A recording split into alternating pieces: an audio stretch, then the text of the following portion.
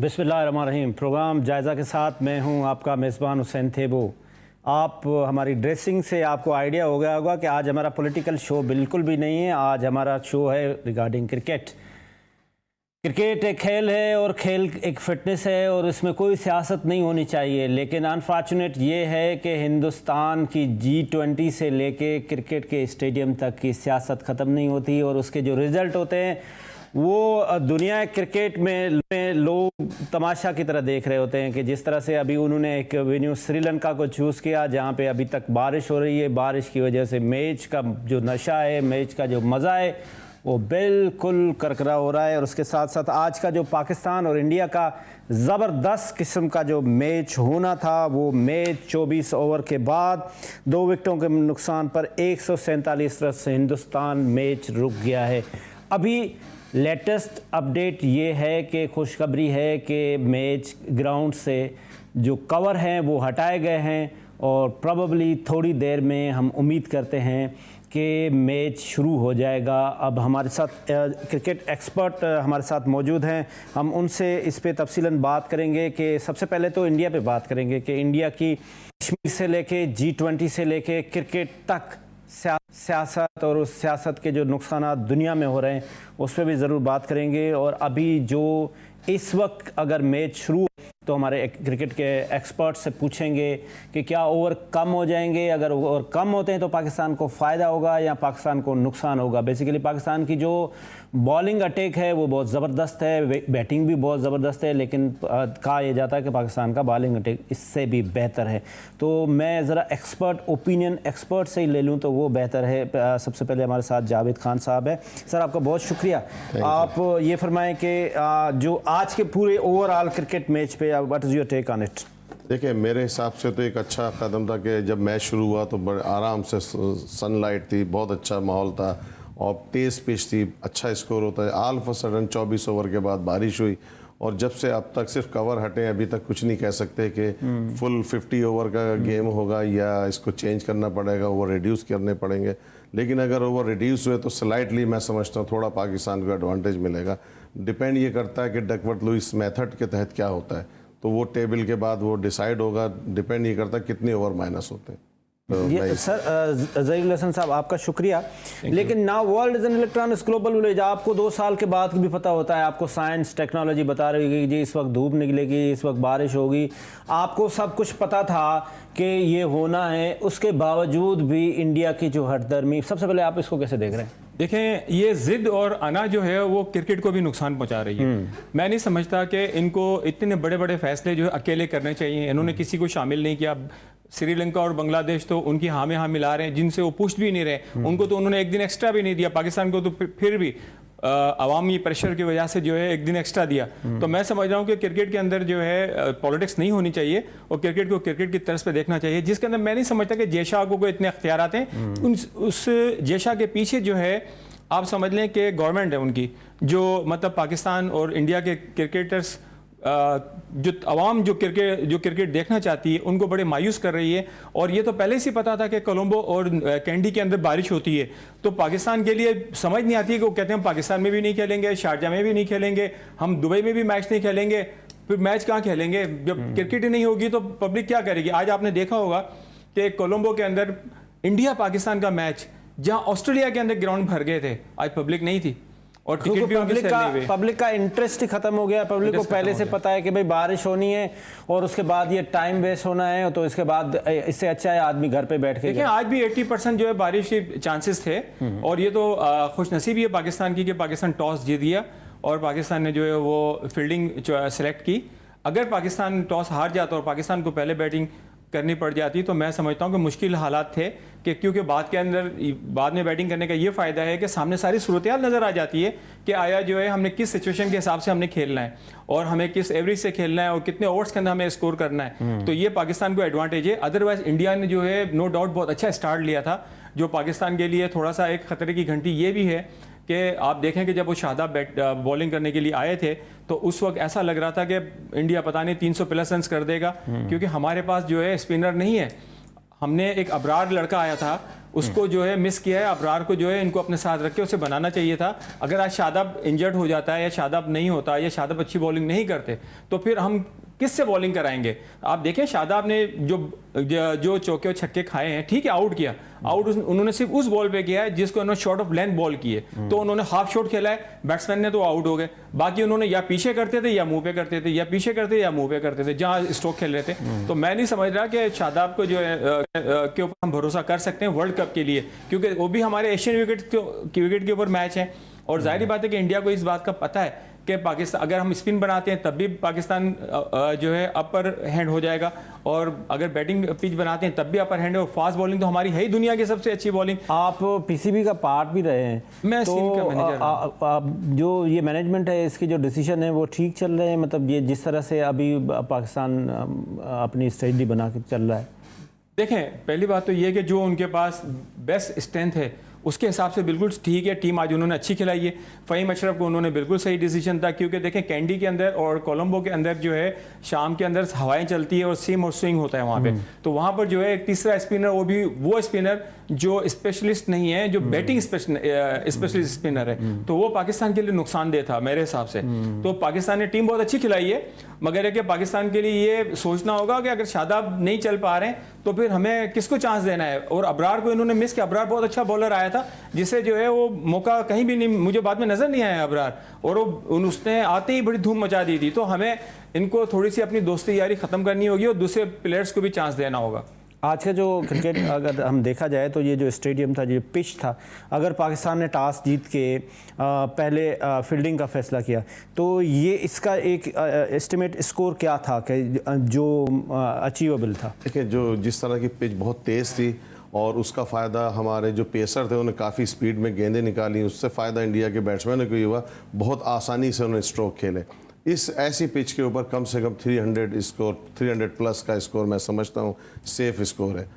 इससे कम मैं समझता हूँ पाकिस्तान 250 के अराउंड जो है पाकिस्तान कर सकता है अचीव, बीइंग के मतलब सेकंड अचीव चेस करना है टारगेट, तो उस हिसाब से पाकिस्तान को कभी भी 250 से ज़्यादा वो नहीं लेना चाहिए टारगेट। मैं ये समझता हूँ कि हमारे बैट्समैन अगर ओपनर्स ख़ास तौर पे, अगर फ़खर जमान ने एक्सप्लोसिव बैटिंग की जो कि उसके लिए मशहूर है, ख़ास तौर पे ये बैटिंग जो उनको इंक्लूड किया गया है, नहीं अगर ये वो तो चल फिर गया। मैं आपका अगर ये स्टेटमेंट ले लूँ तो आप ये कह रहे हैं कि ये बैटिंग पिच था और बैटिंग पिच पे तो बैटिंग करनी चाहिए, तो ये बाबर आजम का फैसला गलत है? नहीं, गलत तो नहीं है, लेकिन अपनी स्ट्रेंथ को देखते हुए, क्योंकि हमारी बॉलिंग बहुत स्ट्रांग है, तो उन्होंने वो ऑप्शन पहले पिक किया कि हम इनको आउट करें, कोशिश करें तो जल्दी। आपने देख लिया, आप एक्सपोज हो गए। हाँ, लेकिन हमेशा ऐसा नहीं होता है, मतलब ये कोई साइंस तो नहीं है, ये एक नेचुरल वो है कि मतलब कि आप कैसा उस दिन कैसा खेलते हैं। ये तो आपको पता है ना, आप सबसे पहले तो अफगानिस्तान के खिलाफ भी यही आपकी बॉलिंग जो आप जिस पे ऊपर कूद रहे हैं। देखिए, कभी ऐसा होता है पहले बैटिंग करना अच्छा होता है, कभी बॉलिंग, लेकिन आज ऐसा था कि वो उनके बैट्समैन ने बड़ा अच्छा किया, खास तौर पर थोड़ी सी कट डाउन कर देते अपनी स्पेस तो अच्छा होता। मैं ये समझ रहा हूँ उनको इतने अच्छे बॉल मिले, तेज़ स्पीड, उन्होंने बहुत स्ट्रोक अच्छे खेले। रोहित शर्मा तो आप दुनिया का जाने माने वो हैं, तो आज जबकि वो अभी उस फॉर्म में नहीं है जो वो खेलते हैं उनका। बाबर भाई, ज़हीर भाई, आपके डिपार्टमेंट से तो बाबर आजम खेलते थे जी, तो ये बाबर आजम वो गलतियां उस वक्त भी करते थे जो अभी कर रहे हैं? देखिए, बाबर आजम उस वक्त जाहिर बात है कि वो हमारे यहाँ से फर्स्ट क्लास क्रिकेट खेल के वो पाकिस्तान के अंदर सेलेक्ट हुए थे, तो बाबर आजम को बाकायदा कप्तान बनाया गया है। अच्छा, ठीक है ना। कप्तान आप देखें, एक जो कप्तान होता है जिसके पास इतनी मजबूत स्ट्रेंथ हो तो वो तो सीना चौड़ा करके जो है सामने आए। तो बाबर आजम इंशाल्लाह वक्त के साथ साथ सीख जाएंगे। नहीं, मगर एक परसेप्शन ये है कि बाबर आजम किसी की नहीं सुनता, वो अपनी करता है। देखें, एक बिल्कुल ही सही कह रहे हैं कि नहीं सुनते, मगर है कि मैनेजमेंट के ऊपर है। अगर मैनेजमेंट टाइट अच्छा, हो। दुनिया के जो बड़े बड़े कैप्टन हैं, जो बड़े लीडर कैप्टन हैं, वो भी ऐसे ही करते हैं? देखिए, कप्तान जो होता है उसके पास पावर जरूर होती है, मगर मैनेजमेंट अगर टाइट हो तो फिर वो अपने कंट्रोल में कर लेती है। तो बाबर आजम हमारी टीम में थे तो ऐसा कोई नहीं था। एक परसेप्शन ये भी है ना कि जब खिलाड़ी बहुत अच्छा खेलता है ना, वो बहुत और कॉन्फिडेंस हो जाता है, तेरी ऐसी की तैसी। हाँ बिल्कुल, ये हमारे यहाँ, ये हमारा दस्तूर है। हमारे पाकिस्तान के अंदर के प्लेयर्स थोड़ी सी क्रिकेट अच्छी खेल लेते हैं तो वो अपने आप को कुछ समझने लग जाते हैं। हाँ। मैं नहीं समझता कि इनको ऐसा नहीं सोचना चाहिए। ज़मीन पे रह के आदमी जो है अपने आप को उसके लिए क्या करना चाहिए? कोई पैसे वैसे काटने चाहिए कुछ? नहीं, पैसे इनके क्या, पैसे इतने पैसे होते हैं, इतनी इनके कोई कार्ड भी लें तो कोई फर्क नहीं पड़ता, क्योंकि ये एक वक्त आता है कि जिसके अंदर पैसे आ रहे होते हैं और उनको भी इतना होश नहीं होता। तो मैं समझ रहा हूँ कि जो है मैनेजमेंट के ऊपर है। अगर मैनेजमेंट यस मैन है तो फिर तो कुछ भी नहीं है, अगर मैनेजमेंट टाइट है तो कोई ऐसी बात नहीं। बाबर आजम मेरी टीम में खेल चुके हैं, हसन अली हमारे पास खेल चुके हैं, शादाब मेरे पास खेल चुके हैं, उस्मान सलाउद्दीन हमारे पास खेल चुके हैं, बड़े बड़े प्लेयर्स हमारे पास से निकले हैं यहाँ से। तो हमारे यहाँ तो इंशाल्लाह माशाल्लाह ऐसा कोई मसला नहीं था। मगर अभी जावेद भाई एक बात कह रहे थे कि बैटिंग करनी चाहिए थी, पिच के लिहाज से बिल्कुल ठीक कह रहे थे कि बैटिंग करनी चाहिए थी, मगर वहाँ पे जो है 80% जो है बारिश की फोरकास्ट थी, और बारिश की जो फोरकास्ट तो आप कह रहे हैं कि ये बारिश की फोरकास्ट की वजह से ये फैसला दुरुस्त था। एक छोटा सा कमर्शियल ब्रेक लेते हैं और ब्रेक के बाद क्रिकेट पे ही आज हमारी कंटिन्यू रहेगी। कुछ हमें जो सीनियर क्रिकेटर्स हैं वो भी ज्वाइन करेंगे। एक छोटा सा ब्रेक।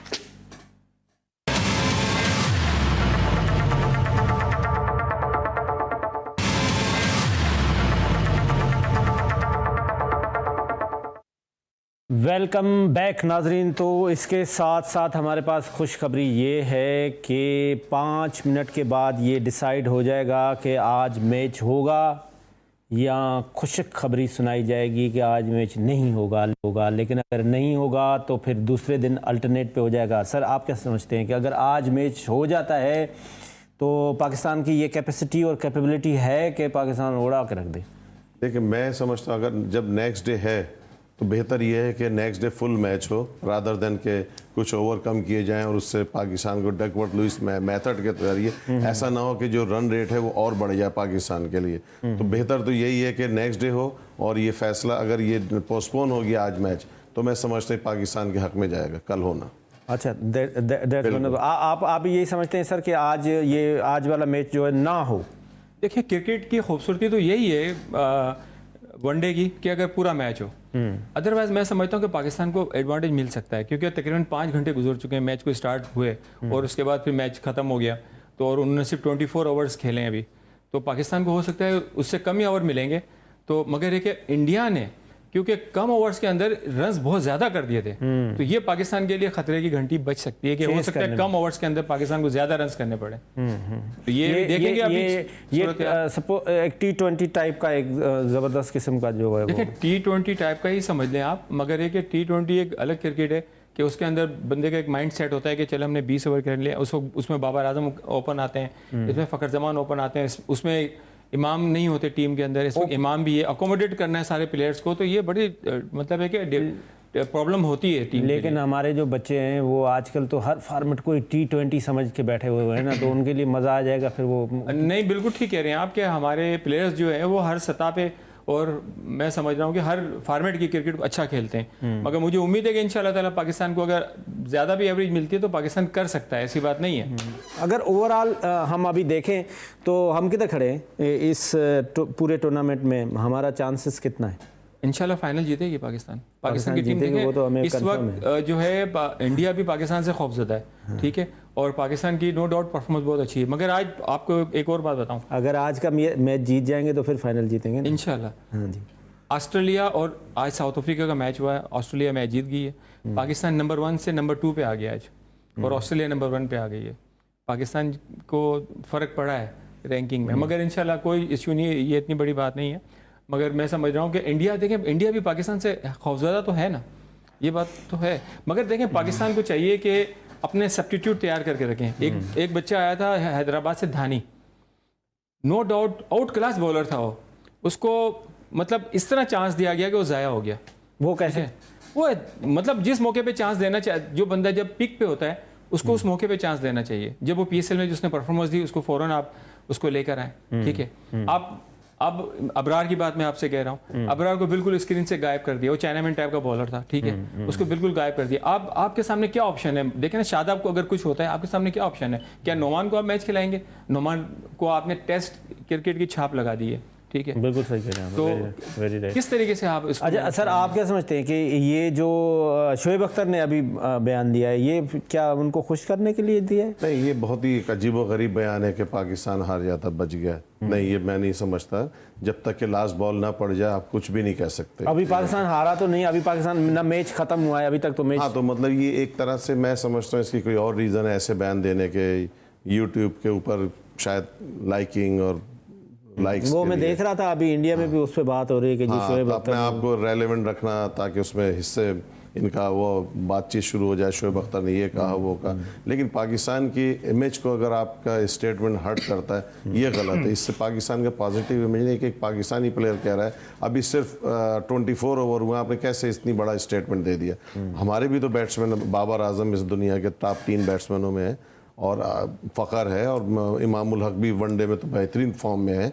कोई इस तरह थोड़ी होगा कि अगर उन्होंने इवन मैं कहता हूँ क्लोज टू 300 भी कर दी हम लोग स्टिल आउट नहीं है। कोहली और बाबर का अगर आपस में कंपैरिजन किया जाए तो दोनों तकरीबन बराबर हैं। बाबर ऊपर की तरफ जा रहे हैं, उनका डिक्लाइन फेस के तकरीबन जा रहे हैं तो, लेकिन दोनों ही लेजेंडरी हैं। और बाबर इस मौके पे जबकि अभी उनकी 8-9 साल की क्रिकेट बाकी है तो मैं समझता हूँ कि जब वो ख़त्म होगा इनका टाइम फिर हम ट्रू कंपैरिजन करेंगे। लेकिन राइट नाउ ऐसा लगता है कि दोनों तकरीबन बराबर हैं और दोनों जो है ना रिस्पेक्टेबल है दुनिया भर की नज़रों में एज ए बैट्समैन। आप यही ख्याल रखते हैं सर बाबर के बारे में? कोहली और बाबर जो है मैचेस का बड़ा फ़र्क है। बाबर अभी जाहिर बात है अभी इतने मैचेस बाबर ने नहीं खेले जितने उन्होंने खेले और मैं समझ रहा हूँ कि वो इस वक्त नो डाउट दुनिया क्रिकेट के एक अच्छे बैट्समैन माने जाते हैं। बाबर उसी लेवल पे ही हैं बाबर, और बाबर जा रहे हैं बाबर क्योंकि आगे पीछे तो होता रहते हैं, ठीक है, बाबर किसी से कम नहीं है। और बाबर जो है मैं समझ रहा हूँ कि जैसे ही इनका कंडाउन शुरू होगा और बाबर इंशाल्लाह ताला ऊपर होंगे तो बाबर इस वक्त उनके बराबर ही हैं। अभी शोएब अख्तर की बात कर रहे थे, शोएब अख्तर हमारे अच्छे दोस्त भी हैं, अच्छे इंसान भी हैं। वो इस तरह के बयानात उनको नहीं देने चाहिए कि पाकिस्तान की हार जाएगा। देखें पाकिस्तान की टीम इस वक्त ये पोजीशन है कि अगर इंडिया इस वक्त 325 रन भी कर ले तो पाकिस्तान चेस कर सकता था। इस पिच की कंडीशन ऐसी ही है। ओके, क्या आप समझते हैं कि हमारी जो बॉलिंग लाइन है आज उन्होंने कोई छोटे मोटे मिस्टेक की है? नहीं, देखें नसीम ने बहुत अच्छी बॉलिंग की। आप देखें उन्होंने मेरे ख्याल है 18 बॉलों के अंदर 14 आउटस्विंग गेंदें की थी और 4 जो इन स्विंग गेंदें की थी। और यकीन जाने कि मैच बस लक पे खेल रहा था इंडिया। इस दौरान आप देखें इफ्तिखार ने कैच छोड़ा, उन्होंने ट्राई नहीं की उसके ऊपर। तो हमारे फील्डर्स ने कुछ थोड़ा साथ नहीं दिया। अगर फील्डर साथ देते तो मैं समझ रहा हूँ कि नसीम ने आउट क्लास बॉलिंग की। फिर बाद में शाहीन जब दोबारा आए तो उन्होंने फिर कमबैक अच्छा किया और आपने देखा उन्होंने आते ही आउट किया। तो हम ये नहीं कह सकते कि हमारे बॉलर्स ने बॉलिंग ख़राब की है। आप ये कह सकते हैं कि उस वक्त कंडीशन एक अच्छी थी, बैटिंग की कंडीशन थी, पिच की कंडीशन बहुत अच्छी थी। ये पिच बिल्कुल मुख्तलिफ थी जो कैंडी की पिच थी उसके मुकाबले में। और मैं समझ रहा हूँ कि पाकिस्तान अगर पूरा मैच होता तब भी पाकिस्तान मैच जीत जाता। अच्छा, एक परसेप्शन ये भी है कि Babar Azam is not a good leader, वो प्रेशर ले लेते हैं अपने ऊपर। और आज भी ये कहा जा रहा है क्रिकेट एक्सपर्ट की तरफ से कि उसने जो बॉलिंग यूटिलाइजेशन है ना वो सही यूटिलाइज नहीं किए बॉलर्स को। देखें आप बिल्कुल ठीक कह रहे हैं, बहुत अच्छे आपने ये सवाल पूछा है। मैंने भी ये चीज़ नोट की थी कि जब स्कोर हो रहा था तो बाबर के चेहरे पे बहुत ही परेशानी थी। और मैं यही बात मैंने कही कि कप्तान को ऊपर से आना पड़ता है, कप्तान को एनर्जी के साथ आना पड़ता है तो प्लेयर्स के हौसले बुलंद होते हैं। बाबर थोड़े परेशान नज़र आ रहे थे जिस तरीके से, मतलब है कि उन्होंने आते ही अटैक किया था पाकिस्तान के बॉलर्स पे। और शाहीन और नसीम के अगेंस्ट जाके इतना स्ट्रोक खेलना, इसका मतलब ये था कि पिच बिल्कुल ही बैटिंग पिच थी, इतना आसान नहीं है। उस पिच के ऊपर भी नसीम ने देखें कितनी आउट क्लास बॉलिंग की है। वो तो उनके लक थे जो खेल गए और कुछ हमारे फील्डर्स ने मौके दे दिए। और ना मैं समझ रहा हूँ कि इन्होंने इस पर भी कवर कर लिया था, पूरी जान से गेंदें की थी। तो कोई नहीं, बाबर इंशाल्लाह ताला आस्ते आस्ते जाके आगे सेट हो जाएंगे। बहुत बड़े बैट्समैन हैं, मैं समझता हूँ कि उनसे फ़ायदा उठाना चाहिए और उनको जो है उनकी सर्विसेज से जो है पाकिस्तान को इंशाल्लाह मुझे उम्मीद है मुस्तकबिल में बहुत ज़्यादा फ़ायदा होगा। मगर उनको थोड़ा सा कॉन्फिडेंस के साथ आना चाहिए। कॉन्फिडेंस सर, ये हमारा जो मैं आपसे सवाल रख लेता हूँ फिर आप अपना ओपिनियन भी दे दीजिए। हमारा फील्डिंग का मसला जो है वो ईयर्स ऑफ ईयर्स चल रहा है, तो इसका असल रूट काज क्या है? हमारी फील्डिंग क्यों नहीं इम्प्रूव हो रही? देखिए फील्डिंग एक ऐसा शोबा है कि आप जितना, जैसे कहते हैं ना, जितना गुड़ डालो उतना मीठा।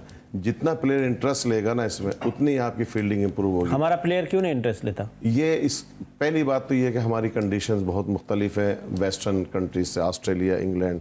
हमारी ग्राउंड जो है ना बहुत है कि प्लेयर ये सोचता है कि अगर मैंने डाइव मारी और मैं इंजर्ड हो गया तो फिर क्या होगा, मेरा करियर एंड हो जाएगा। जावेद साहब और ज़हीरुल हसन साहब, आपका बहुत बहुत शुक्रिया, आप लोगों ने टाइम दिया। लेकिन अभी तक पाकिस्तान और इंडिया का जो मैच है वो शुरू नहीं हुआ है और इस उम्मीद के साथ आज का प्रोग्राम ख़त्म कर रहे हैं कि पाकिस्तान एशिया कप जीत के पाकिस्तान में ले आएगा। खुदा हाफिज़, पाकिस्तान जिंदाबाद।